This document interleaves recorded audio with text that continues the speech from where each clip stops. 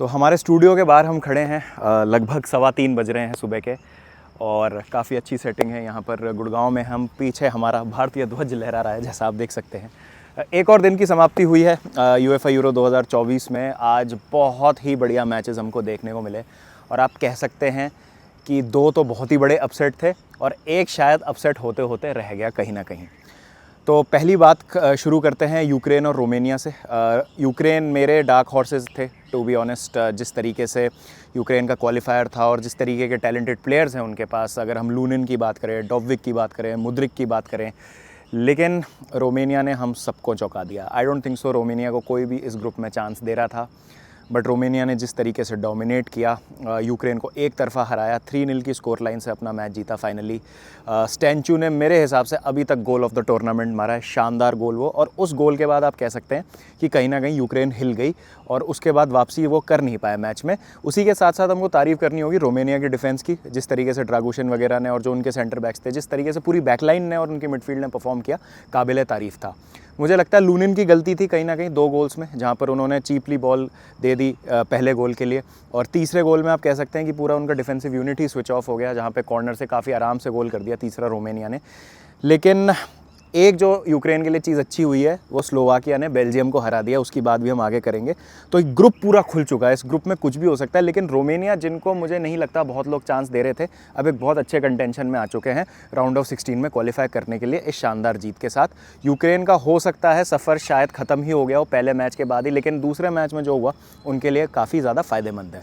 अब दूसरे मैच में क्या हुआ? दूसरे मैच में बेल्जियम का हार का सामना करना पड़ा स्लोवाकिया से, और आप ये कह सकते हैं कि ये एक इतना बड़ा अपसेट है जो हमने किसी ने भी प्रेडिक्ट नहीं किया था कि ऐसा होगा। मेरी राय में अभी तक का सबसे बढ़िया मैच था यूएफए यूरो का।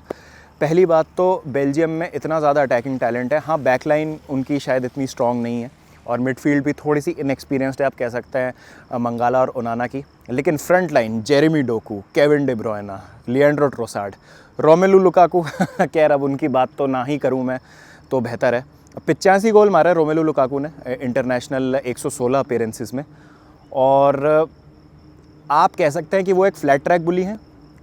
वो कभी भी तब गोल स्कोर नहीं करते हैं जब ज़रूरत होती है बेल्जियम को, या क्लच परफॉर्मेंसेस की हम बात करते हैं, बड़े प्लेयर्स बड़ी ओकेजन्स में गोल स्कोर करते हैं, वो हमको लुकाकू से नहीं दिखता है। ज़रूर उन्होंने 14 गोल स्कोर किए थे क्वालिफाइंग में, सबसे ज़्यादा उनके गोल स्कोर करने वाले खिलाड़ी हैं वो बाय माइल। 85 गोल स्कोर करना बहुत बड़ी बात होती है। लेकिन सिर्फ गोल स्कोरिंग से आप नहीं पता लगा सकते कि एक प्लेयर की एबिलिटी क्या है और एक प्लेयर कितना अच्छा रहा है अपने करियर में। आज जब ज़रूरत थी बेल्जियम को लुकाकू की, तब उन्होंने फिर से डिसअपॉइंट किया। 1-2 बहुत अच्छे चांसेस मिले उनको। एक जब गोल उन्होंने स्कोर किया तो अनफॉर्चुनेटली लुइस ओपेंडा का हैंडबॉल हो गया, एक नई टेक्नोलॉजी से जो डिटेक्ट कर रही थी कि टच हुआ है बॉल पे कि नहीं और हैंड लगा है कि नहीं, कुछ अल्ट्रा एज से सिमिलर वो टेक्नोलॉजी, और देख के काफ़ी मतलब हंसी आई, काफ़ी फ़नी हो गया था उस टाइम पे वो मोमेंट। लेकिन बुरा लगता है केविन डे ब्रुयना के लिए, बिकॉज उनकी सपोर्टिंग कास्ट इतनी अच्छी है नहीं जितने वो खुद अच्छे प्लेयर हैं। 1 डायमेंशनल गेम था बेल्जियम का, सब कुछ राइट हैंड साइड से हो रहा था जहाँ पे डोकू थे। कुछ चीज़ें होने लगी जब बाकायोको आए, ओपेंडा आए और 1-2 अटैकिंग प्लेयर्स और आए, टीएमएंस वगैरह, लेकिन उसके बावजूद भी आई थिंक स्लोवाकिया ने बहुत बेहतरीन डिफेंडिंग की। एक तो ऑफ द लाइन उन्होंने क्लियर किया था, स्क्रिनियार, लोबोट का बहुत ही शानदार परफॉर्मेंस उनका, और गोल भी जो उन्होंने स्कोर किया था बहुत ही बेहतरीन फिनिश थी। तो प्रॉपर अपना डिजर्विंग उन्होंने 1-0 विन लिया है यहाँ पे स्लोवाकिया ने, और बेल्जियम को एक स्टेटमेंट दिया है कि आप चांसेस मिस नहीं कर सकते। अगर आप देखेंगे तो लगभग 2 का XG क्रिएट किया था बेल्जियम ने और एक भी गोल स्कोर करने में नाकामयाब रहे हैं। बहुत ही ख़राब performance in front of the goal, और players like Lukaku need to turn up, और इस वजह से अब यूक्रेन का चांस बन गया कि कुछ भी हो सकता है इस ग्रुप में और किसी भी तरफ ये जो है ग्रुप जा सकता है। स्लोवाकिया रोमानिया मुझे लगता है बहुत लोगों की 3rd और 4th होंगी इस ग्रुप में। मुझे लगता है कि बेल्जियम और यूक्रेन 1st और 2nd होगी, लेकिन एज थिंग स्टैंड बेल्जियम और यूक्रेन वो 2 टीमें जो अभी नीचे हैं इस ग्रुप में। तो देखते हैं आगे क्या होता है। तीसरा मैच जो था, काफ़ी इंप्रेसिव परफॉर्मेंस ऑस्ट्रिया की फ्रांस के अगेंस्ट। फ्रांस ने ज़रूर जीता ये मैच 1-0 से, लेकिन ऑस्ट्रिया ने दिखाया है कि वो किस ब्रांड की फ़ुटबॉल लेके आए हैं। राल्फ रैगनिक, जिनको हम father of gegen pressing, heavy metal football खेलते हैं, आज फुल इफेक्ट में दिखा हमको। 90 minutes plus 9 minutes of added time था सेकेंड हाफ में। तब तक आपको रिलेंटलेसनेस, वो इंटेंसिटी, ऑस्ट्रिया को देख के थक गए हम, वो इतना भाग रहे थे, इतना उन्होंने ग्राउंड कवर किया। But in the and quality जो थी फ्रांस की वो शाइन कर गई। किलियन एम्बापे की ब्रिलियंस थी एक, जिसकी वजह से वो गोल हुआ। थोड़ा सा अनफॉर्चुनेटली ऑस्ट्रिया, मुझे लगता है उस गोल को रोका जा सकता था, वो ओन गोल था और बेहतरीन तरीके से वॉबर क्लियर कर सकते थे उस क्रॉस को जो एम्बापे डाल रहे थे बॉक्स के अंदर। उसके अलावा एक बहुत अच्छा चांस भी मिला था ऑस्ट्रिया को जो उनको कन्वर्ट करना चाहिए था, और वहाँ पे 0-0 था स्कोर। 1-0 ऑस्ट्रिया के फेवर में हो जाता मैच तो क्या पता, कुछ भी हो सकता था वहाँ पे। गेम स्टेट बदल जाता है, मैं हमेशा कहता हूँ गोल स्कोर होने के बाद।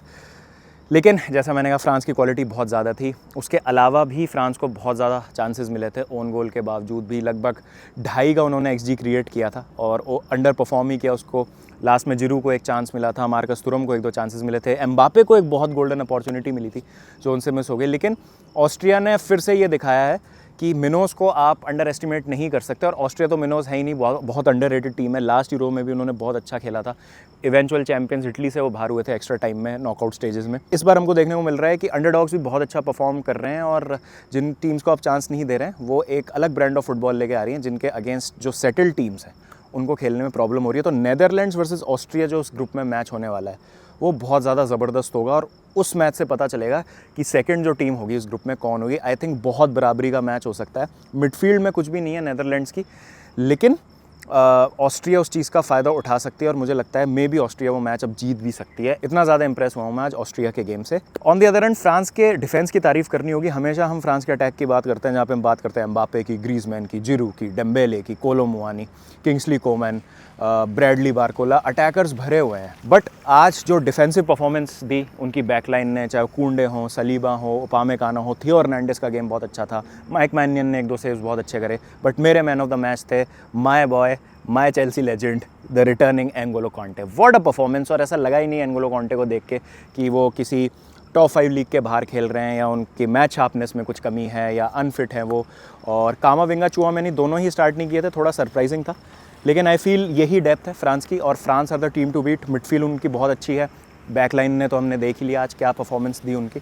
और अगर इस ऑस्ट्रेलिया के प्रेस का रिलेंटलेसली कोई जवाब दे सकती थी तो वो फ्रांस की क्वालिटी थी, और इवेंचुअली वही शाइन की। और on the balance of play I would say it's a deserving win for France. But on the other hand, अगर ऑस्ट्रिया वो पहला गोल स्कोर कर देती तो कुछ भी हो सकता था।